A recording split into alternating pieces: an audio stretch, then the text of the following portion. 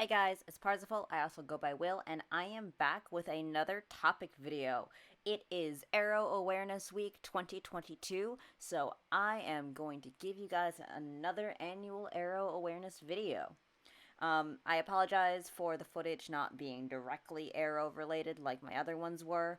This is just the footage I happen to have on hand. I didn't have time to make an image for this year, but I still wanted to do a video for you guys, and I got a request from Racy Rose on Twitter, Racy Rose Outfits, Racy Rose Adopts, however you want to call them, for a video on the different identities within the aromantic spectrum.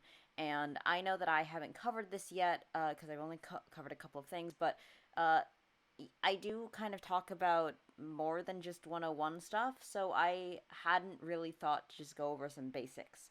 So I figured maybe starting with just the basic like list of identities and what they mean would be a good video and would be a good starting point for some people. So today we're going to go over some of the identities in the aromantic spectrum under the aromantic umbrella.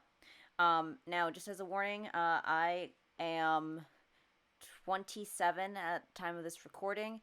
I have been Arrow I've been out as Arrow for several years,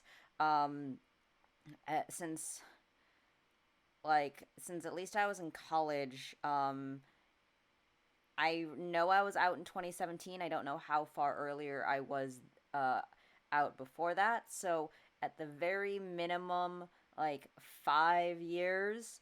But I've been sort of in the community or on the edges of the community for a while because I was also identifying as asexual since I was at the very least 18, which would have been almost a decade ago. Now, asexual and aromantic aren't the same thing, but I know that a lot of stuff does overlap or shares similar roots. So, in terms of terminology, so I sort of want to just preface this with, long story short, I am a little bit old. Some of the newer terminologies that I'm going to be covering, I'm not super familiar with. So if you guys have any corrections about something that's currently like outdated by my definitions, I would love to hear that in the comments. I would love to hear what's been updated because I really like queer history and seeing how things change over the years. So let's get into this. All right. So we're going to start at the very, very basic level. What is aromantic? Aromantic is a romantic orientation as opposed to a sexual one where there is not a romantic attraction. There is a lack of romantic attraction, which means that the person who is aromantic is not, they do not have an inherent attraction towards a romantic relationship. Now, this doesn't mean that they don't have romantic relationships, don't want a romantic relationship, but they don't look at someone and go, oh my gosh, I want to marry them, or oh my gosh, I want to date them, or anything like that. They don't have that pull that a lot of non-aromantic people, which we will be calling allomantic, because that is the term that is commonly used in the community, as opposed to arrow.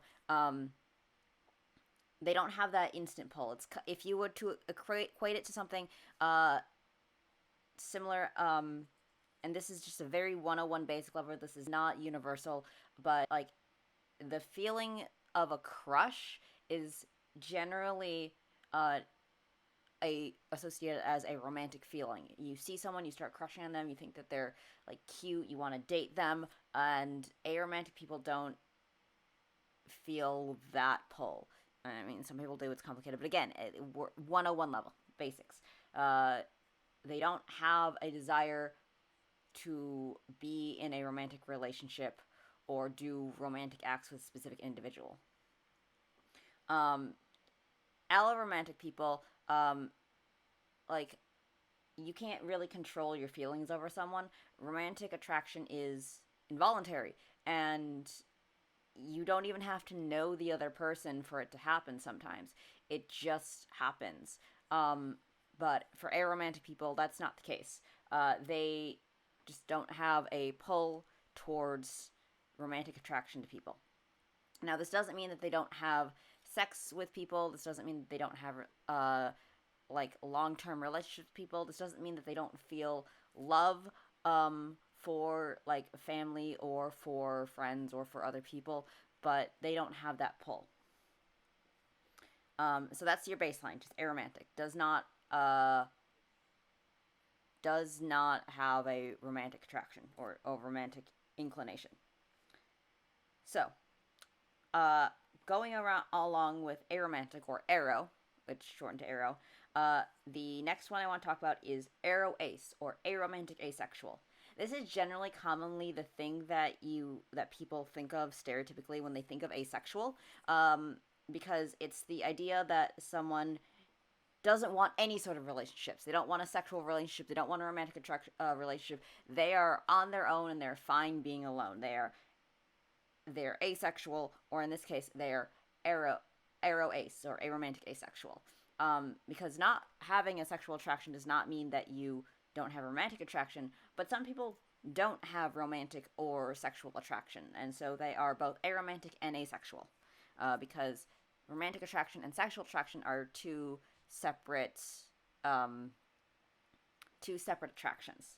So you can think someone is very, very hot or very, very cute and not want to date them, or you can like want to, you know, date them and not want to have sex with them. But for those who do want, who do have that sexual attraction to people, there is also an identity for that, and those are the aro-allos or aromantic allosexuals, and these are those sorts of the other sort of stereotypical aro person, um, who you would think if they are only identifying as aromantic and not ace. Um, these are the like stereotypes of that. It's the person who doesn't feel a romantic attraction to someone but does have a sexual attraction to people, does want sexual relationships or physical relationships or all that.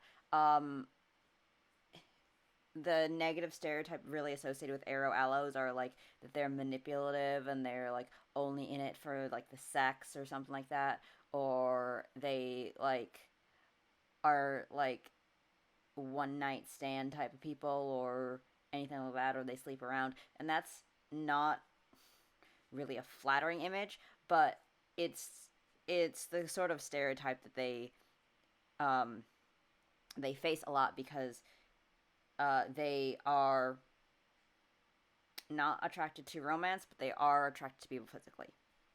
So we're starting with those. Um, Now, under those, there's different types of aromantic. Now, there is like an umbrella for all of this, and there's like aromantic identities and aromantic microlabels. I don't super understand the difference between the aromantic identities and aromantic microlabels because they kind of all feel like just aromantic identities for me. So if someone who is a little bit more educated on uh, articulating this specifically wants to speak on that in the comments, that would also be pretty cool. But just know that these are identities under the aromantic umbrella that are more specific. I believe microlabels are like the very, very, very specific ones, but we'll get to that. And I apologize if there's any weird cuts or anything. There is a lot of information that I have on my note page here, so I'm going to actually be recording this in chunks. So we are going to next go into some of the basic aromantic identities. All right, so I'm going to start with what I personally perceive as the biggest bit of the umbrella, going downwards a little bit. But also, I am biased because this is one of my identities. So, gray romantic. Um, Now, if you are familiar with the idea of gray ace, it is or gray asexual. Gray romantic is similar. It's just on the romantic end. But for those who don't know what gray romantic or gray sexual is, in this case for gray romantic, it's someone who identifies with the experiences of aromanticism or being aromantic, but it doesn't fully encompass their personal experiences entirely. Some of the other identities I'm going to be covering can fall under this umbrella, but this can be something like they don't always experience romantic attraction, but they do experience it sometimes, or it's a very weak attraction, or they have romantic attraction, but they don't want a romantic relationship, or like they don't feel connected to romance in a way that sort of affects their experiences and viewpoints, or they only feel attraction to certain circumstances, or stuff like that. It's like aromantic is the bigger umbrella, and then gray romantic is a smaller umbrella underneath it. And it's like, yeah, aromantic fits kind of, and it's sort of like that. And it's generally having the feeling of like being aromantic, but like it's the idea is there. It's not exactly it, but the idea is there. That's like most of it. Maybe. Now this is not like super quantifiable, but like it's yeah, kinda aromantic. The next one is I want to cover is Demi-Romantic. And Demi-Romantic is a type of aromantic where you are only attracted to people who you have an emotional connection to. And a lot of people are like, oh, so like friends, but not really.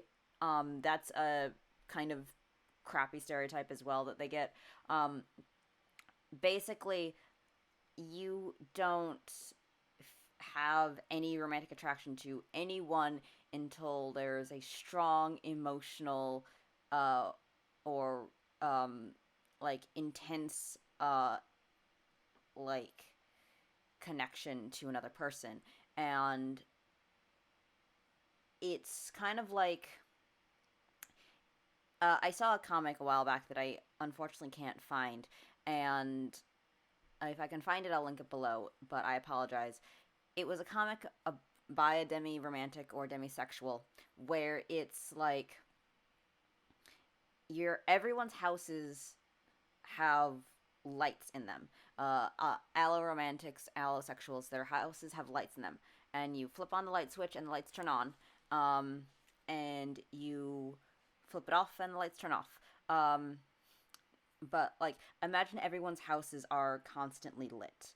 A gray romantic might have like a flickering light problem, but a demisexual demi-romantic, in this case a demi-romantic, their light switch is a fingerprint.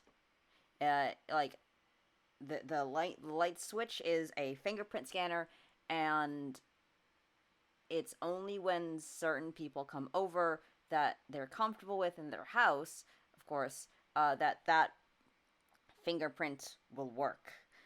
Because you have to be comfortable enough to let someone over to your house, and then they're like, oh, there's no lighting in here, and then they press the switch with their fingerprint, and then the house lights up. So it's kind of like that. I don't know if I'm explaining it well, but as with any other questions, any other identities in this video, if you have any questions, please feel free to put it down below. Putting it in a video where I'm covering a lot of things at once is not going to be the most nuanced or most dedicated video in the world. But that is demi-romantic. Is that you only experience romantic attraction with people who you have a strong emotional connection to.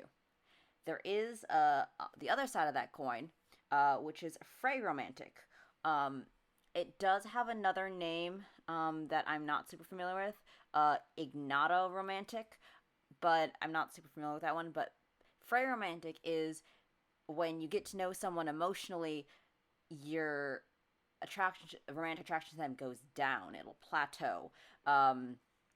And so someone only someone who is very romantic might only feel connections and romantic attraction towards people that they don't feel deeply connected with. Um, and this could be for a number of reasons, but I'm not really here to uh, like psychoanalyze that, because romantic attraction and other types of attraction are not really something that we super control. But it's like if you're only able to turn the lights on in your house if you ask a random person on the street to do it. It only works so many times. And once people turn on your lights too many times, the system shuts them out. Uh, so, yeah, that's Frey Romantic. The next two identities on this list I'm going to talk about are Arrow Spike and Arrow Flux. So, starting with Arrow Spike, it's a aromantic person who generally feels no romantic attraction to people, but very suddenly has sudden spikes of romantic attraction for an amount of time. Generally short, like a day to a couple months, but then it will return back to like a whatever the person's baseline is. So it's kind of like if, um, going back to the lighting metaphor, your house doesn't, the lights don't turn on, they just don't, and then suddenly the lights are working, or like it's like if there was a blackout in your normally lit home. Um, Normally lights are on for this metaphor. This is getting to be a weird metaphor, but normally lights are on. That's aromantic because that's just your baseline, and then suddenly there's a blackout. Uh, but reverse it. So lights are off. Suddenly the lights are on. And then it goes back to normal. Um, Arrow Flux is like the identity of someone who's on the aromantic spectrum, but their identity within the spectrum sort of like shifts around. It stays within the spectrum, but maybe sometimes they feel more like they're demi-romantic, or maybe they're feeling more gray. Maybe it's a little bit more like another arrow identity that I haven't listed yet, and it like shifts around a bit. Um, it's kind of like the concept of being gender fluid, but you apply that to specifically the aromantic spectrum for sexuality and romanticism.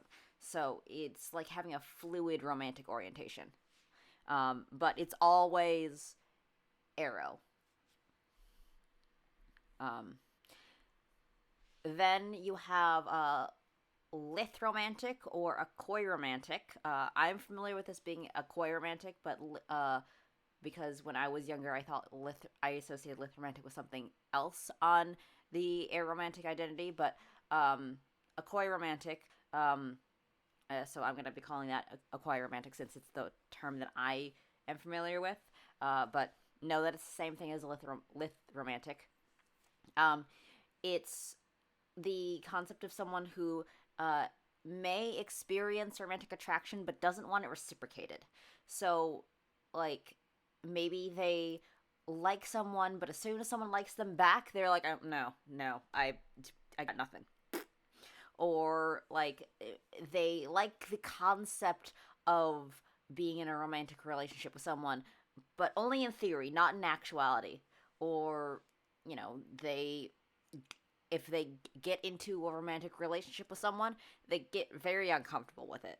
But generally, it's experiencing romantic attraction but not wanting it reciprocated.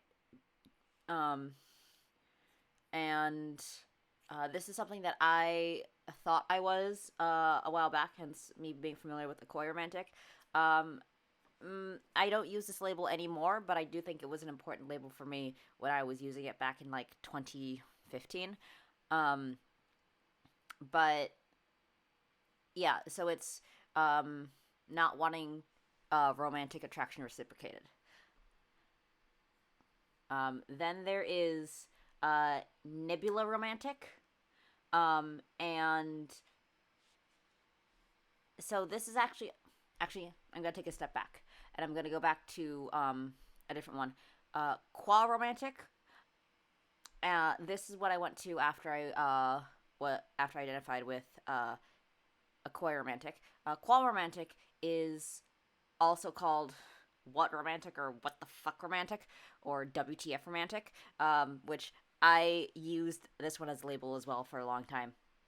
And this one is knowing that you're on um, the not allo romantic orientation, but it is not specifically aro, but it's generally associated with aromanticism. Um, and generally, it's I don't know what my romantic orientation is. I don't want to really define it. I don't know what romantic attraction is. What is it? I don't understand it as a concept or a feeling, or I don't get it, or you know, questioning one's romantic identity for such a long time that the questioning becomes the identity, or not be able to distinguish romantic attraction from other types of attraction.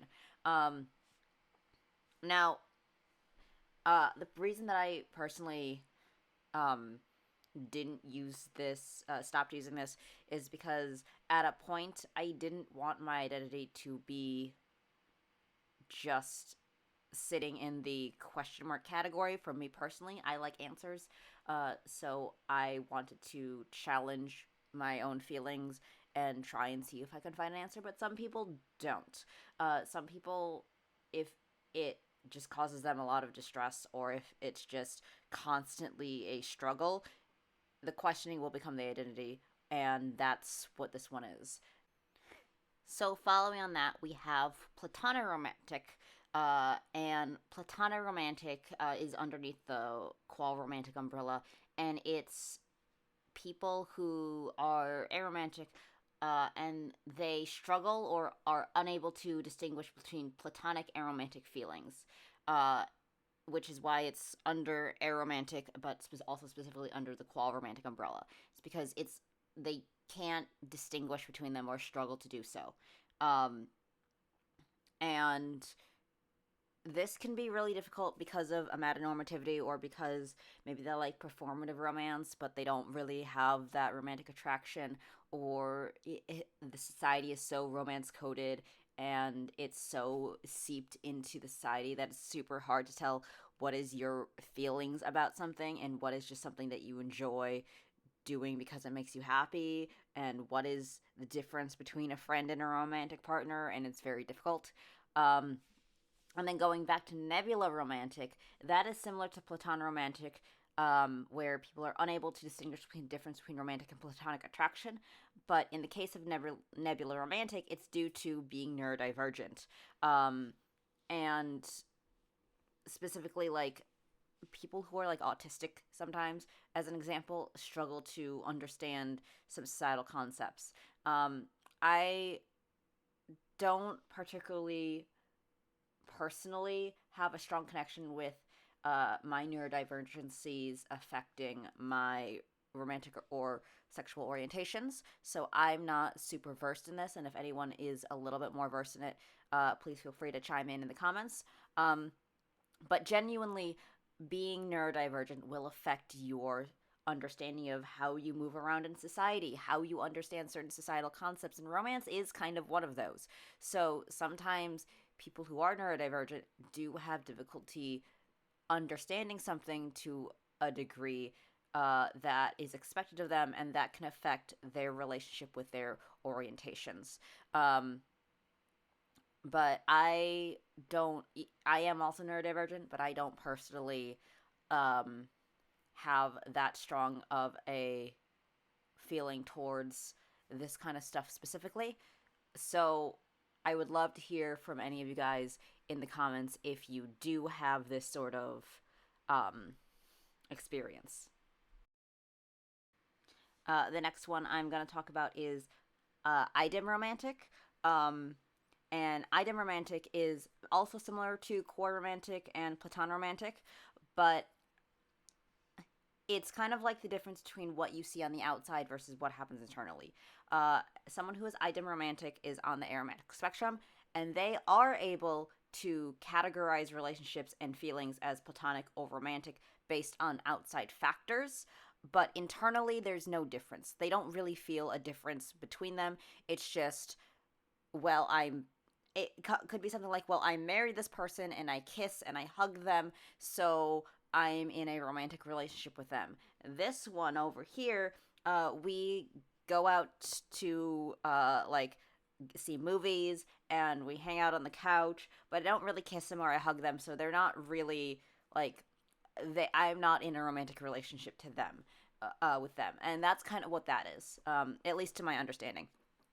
This one is not a label that I have personally worn. So again, if anyone has anything to say about this one that they have more personal experience with, please feel free to let me know. But yeah, it's it's basically being able to categorize something not based on how it feels, but based on the surroundings. So um, it could be based on age of the relationship, emotional closeness, whether someone is sexually attractive to them or not. But it's not super distinguishable between romantic and platonic. So it's like that thing where it's like, well, I don't know whether this is my best friend or my partner, but I can categorize it based on outside factors. The next identity on my list is Recipromatic, which is like reciprocal romantic, and it's basically when someone is not they are aromantic, they do not experience romantic attraction to someone until someone is romantically attracted to them first, and then they experience that romantic attraction towards the person who is romantically attracted to them. Which it's also kind of circumstantial. I don't have a lot of stuff to say about this one either because I don't have this one as one of my identities, but it is kind of like I don't really want pizza, but if you're getting pizza, actually no, now I want pizza. Kind of like that. The last two on my list, because after that it's going to micro identities, and this video is already almost a half hour long, are actually newer orientations and labels that I don't actually have a lot of knowledge about. So, again, I would love for people who have more knowledge about this to speak up about it in the comments if they know anything. But they were coined pretty recently. Um, and the first one is Romantic. I hope I'm pronouncing that right. That was coined on January 17th, 2021. So it is a identity that I personally haven't encountered, and I'm pulling this one from the LGBTA wiki, which is one of the many resources that I've used over the years. Um, so this one is currently unverified, may not be super accurate, but I'm including it because it's on my list. So I wanted to make sure that I at least touched on it. Because me not knowing what it is does not mean that I shouldn't cover it if it helps someone. But basically, it's a romantic orientation where someone knows that they're on the aromantic spectrum, but their romantic orientation doesn't fit in any label that currently exists on the spectrum, or they haven't figured it out yet. It's similar to quaromantic, but it's it's less of being confused about like what romance is and more trying to figure out where they are in the umbrella. And then the other one is Demi-Romantic. And this one was also in coined in 2021, August 18th, and this is a identity on the aromantic spectrum that someone is aromantic, but they feel more strongly or more weakly for one partner than others. So it's when the intensity of the romance sort of is different from one relationship to another. And so that could be similar to like a little bit of Frey romantic or Demi-Romantic, but it's like kind of a mix of that as far as I can understand. But I don't know a lot about this one. And it's primarily like a newer one that people have only just started using within the last few months. I did want to go into micro labels, but I think that's going to be a separate video, so there might be a part 2 coming up in the future. But these are some of the big primary aromantic labels, and I hope that just sort of going over these in a general sense will help people sort of understand like what they are, whether there is a label on there that fits them or that they relate to, and hopefully you guys can like do some research on your own, try and find resources and figure out like where to find more information on these labels. I did mention the LGBTA wiki. I know that there's a lot of aromantic positivity blogs on Tumblr and stuff like that. I will link a couple that I can find in my video description, though, because a lot of this is community stuff. I don't have a lot of like mega strong resources for everyone who's specifically searching for their own individual labels. So I would recommend starting with the general aromantic resources and then branching out from there. And I will link some of those down below for like Tumblr and Twitter blogs. But yeah, hopefully this sort of helped with getting a general sense of the different identities. If anyone wants me to expand on any specific identities, let me know. I can make a video on those and make individual videos. Obviously, I will be most educated on the ones that I identify with. So aromantic, qual romantic, gray romantic, that kind of stuff. But I am totally willing to, if you guys want a specific video on something like Demi-Romantic, to sit down, do some research, do a deep dive on the history and stuff about it. But yeah, let me know in the comments if that's something that you're interested. If you're aromantic, let me know what labels you use, or anything that you guys want to talk about in terms of your relationship to your labels and how they may or may not have changed over the years. Keep it nice, keep it friendly. I don't do exclusionism here, so if you guys are gonna argue in the comments about like what is or isn't a real aromantic identity, we're not having that, because this is a resource for people to find more information about stuff, and telling someone that they aren't real isn't actually helping. It's just going to make them feel bad. And people who are aromantic are already told that we aren't real and we don't exist. Same with asexual people and other types of,